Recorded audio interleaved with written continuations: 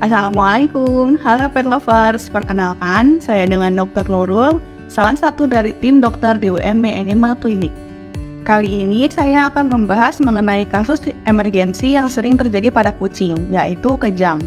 Kejang merupakan kondisi yang terjadi akibat adanya lonjakan aktivitas listrik di otak secara tiba-tiba, sehingga menyebabkan aktivitas otot yang tidak terkendali.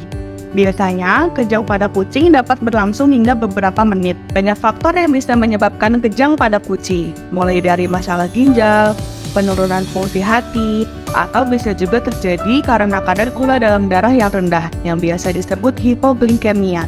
Namun, ada beberapa hal yang bisa kita lakukan saat kucing mengalami kejang. Yang pertama, pastikan kucing kesayangan kita terpantau dengan baik dan berada di tempat yang aman. Lalu, perhatikan berapa lama kondisi tersebut berlangsung. Jika kejang berlangsung lebih dari 2 menit atau terjadi berulang kali dalam 24 jam, jangan ragu untuk segera membawanya ke UMB Animal Clinic. Karena tim UMB Animal Clinic akan melakukan penanganan dan perawatan yang tepat pada kucing Anda. Oke pet lovers, jadi itu tadi penjelasan singkat mengenai kejang pada kucing.